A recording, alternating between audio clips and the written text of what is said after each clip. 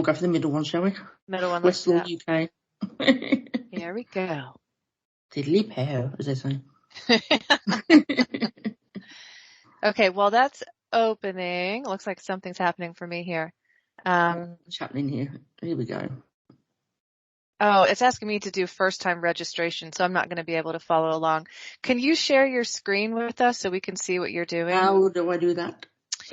Okay, so there's like a little ribbon across the top of at least for me, for the Teams page, and there's one square that says share content. It's a rectangle with a tiny arrow in it.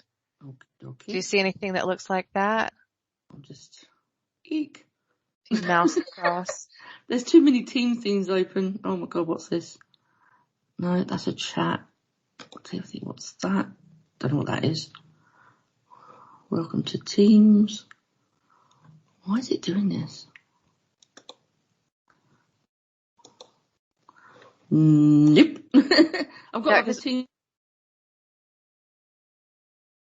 It's, oh, uh-oh. I think he's gone. Let's see if she comes back.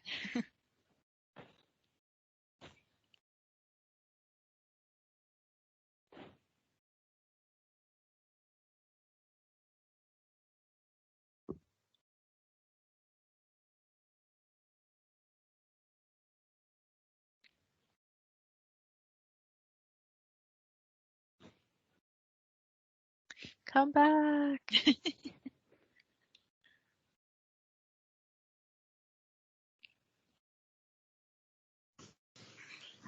Hey! Hey! The whole thing shut down. Oops. No, I have nothing weird across the top. I'm just seeing if I've got anything. I've got a share tray. Is that it? That's probably it. Down the bottom.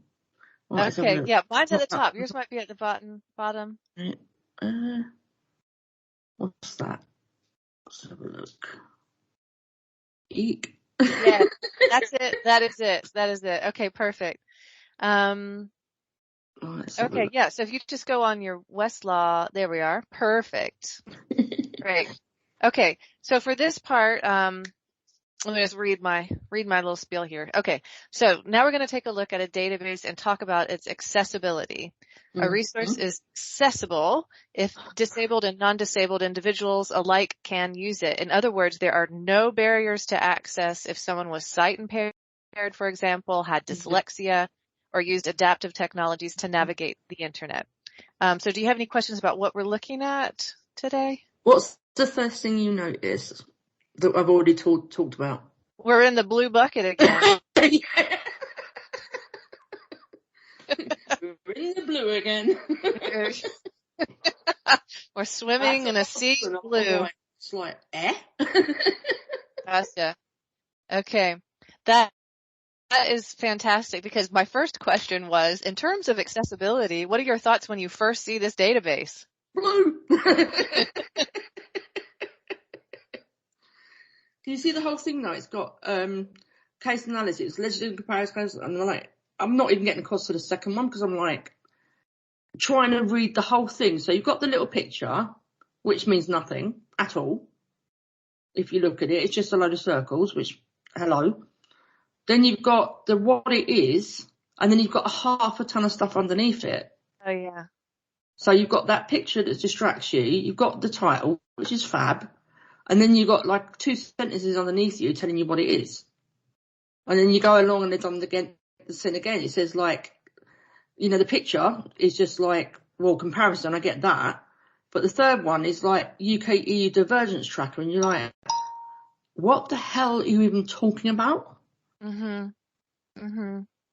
Okay. So the picture, the little image is, I guess it's just sort of like an illustration, but it doesn't carry any information for you. Exactly. So it's like, it doesn't carry any information. I mean, it's pretty enough, but it's actually very distracting.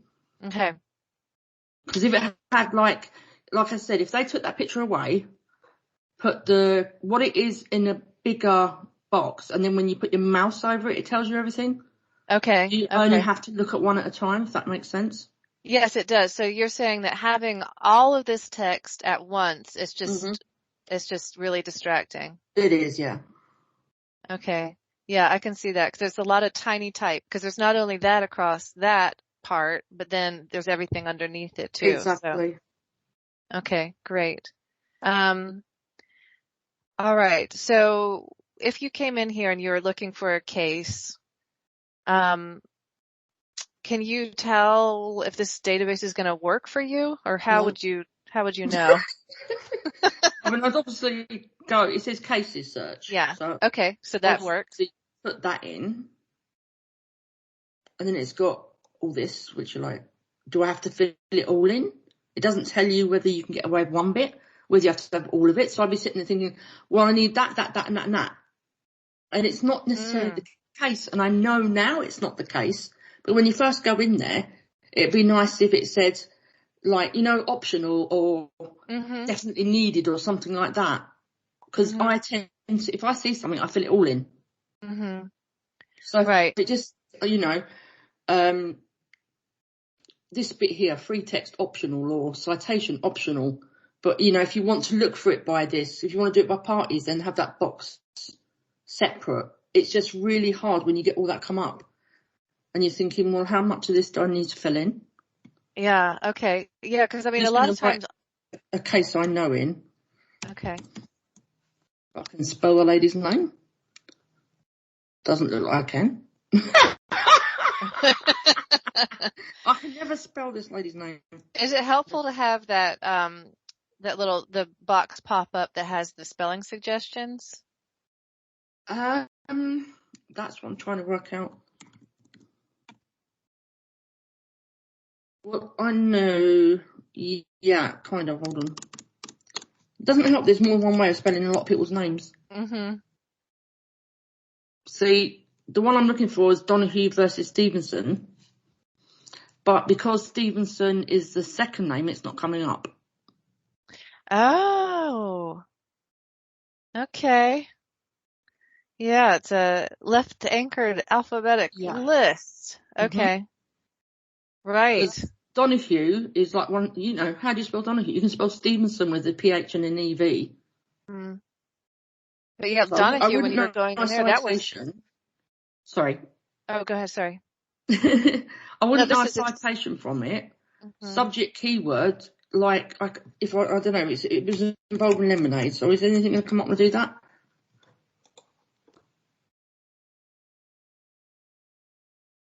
No. See. Ah. So I can't actually find a really famous case using this search Okay. because I don't know how to spell Donahue.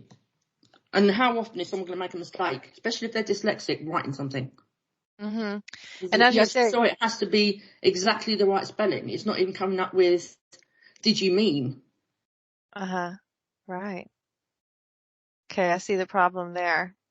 So what would you do in this case? Would you look for it online, like Google the name and try to get the spelling, Yeah, or? I'd have to Google the name and go through every little link that I could find to find it. So with that case, it's if you can't remember the exact, it's a liability case, but I haven't done it yet, by the way. I've just read about it.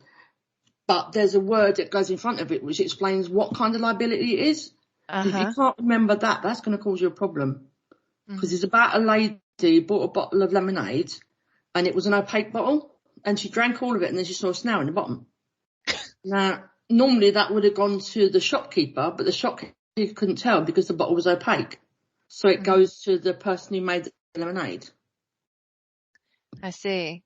So, and that's not a lot of information, but that's the case itself. But, I wouldn't be able to find it from here.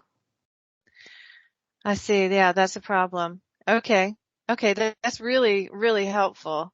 So at this point, then you have to go and seek more information from a second source. You can't get what you need from Exactly. Westlaw. And you can't always trust Google either for Oh, obvious of course reasons. not. Yeah, I And then you know. start worrying. Right. Wherever this has Okay. got this off Wikipedia or something. I know that's not going to probably get you good marks in your TMA. So, It's going to get you horrendous marks. okay.